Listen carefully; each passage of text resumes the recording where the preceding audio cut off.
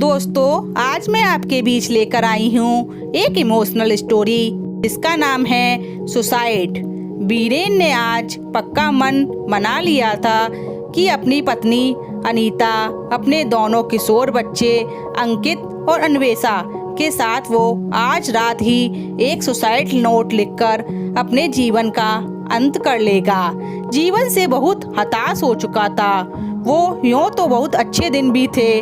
उसने car, flat, अपना पुराना मकान और ऐसो आराम की हर चीज उसके पास थी। बच्चे महंगे अंग्रेजी स्कूल में पढ़ रहे थे, पर बिजनेस में कुछ ऐसा हुआ कि घाटा होता चला गया। कुछ करीबी पार्टनर्स ने भी उसके साथ छल किया था, मतलब उसे धोखा दिया था, और कुछ उसकी भी स्वयं की भी अति आत्मविश्वास के कारण कुछ गलतियां रही। धीरे धीरे कार, घर के आभूषण इत्यादि सब बिक गए और बच्चों की एडमिशन फीस और अन्य खर्चों के लिए उसको कर्ज भी लेना पड़ा।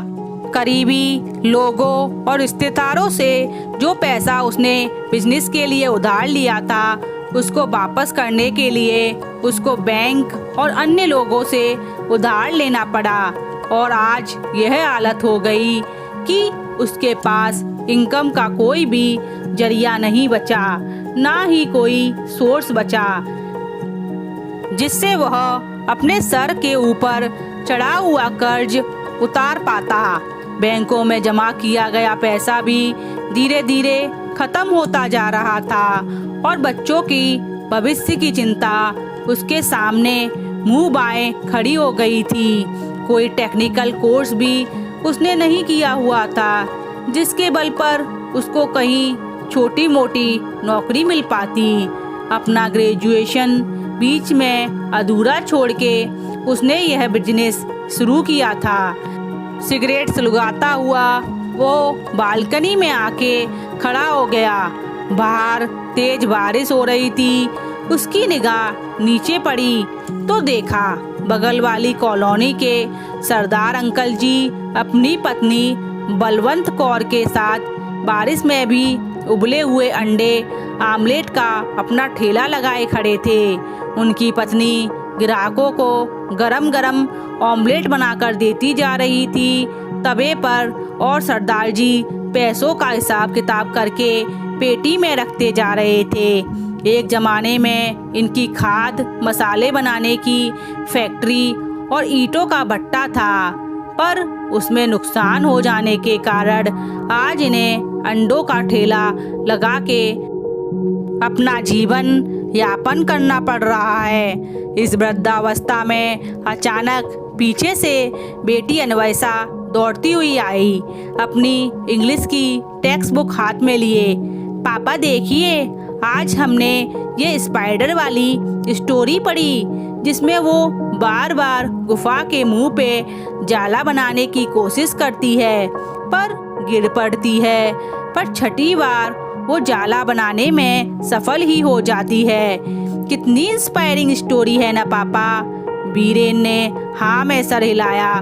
बचपन में यह कहानी उसने अपने स्कूल की किताब में पढ़ रखी थी, जिसमें युद्ध में हारा हुआ राजा भाग के एक गुफा में शरण ले लेता है और गुफा के द्वार पर बार बार जाला बुनने का प्रयत्न करती मकड़ी को देखकर इंस्पायर होकर फिर से शत्रु देश पे हमला करने की सोचता है।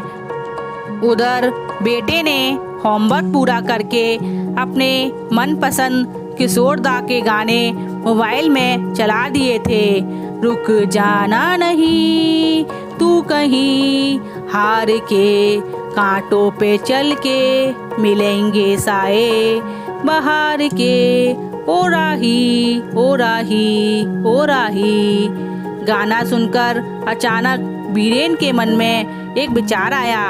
अनीता इतना अच्छा Chinese food, Manchurian, chilli paneer, कढ़ी चावल बना लेती है, क्यों ना कल से वो अपने बाबूजी की पुरानी बेकार पड़ी मारुति वैन को चलते फिरते ठेले का रूप देके अनीता के साथ फास्ट फूड बनाने का एक छोटा सा काम शुरू कर दे।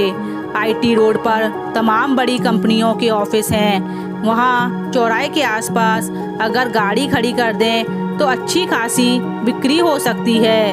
कम से कम बच्चों की पढ़ाई तो नहीं छुड़वानी पड़ेगी।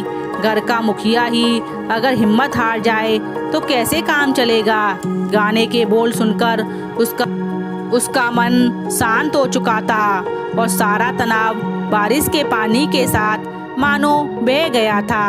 अनीता, इधर आओ, तुमसे कुछ बात करनी है। आवाज लगाता हुआ वो कॉपी पेन लेके बैठ गया कि अपने इस नए छोटे बिजनेस के लिए उसको कल क्या क्या लेकर आना है, ये लिखने के लिए और हिसाब लगाने के लिए कल एक नई सुबह एक नए उत्साह के साथ उसका इंतजार कर रही थी। तो दोस्तों, आज की कहानी आपको कैसी लगी? पसंद आई तो चैनल को लाइक, सब्सक्राइब और शेयर जरूर करें। धन्यवाद।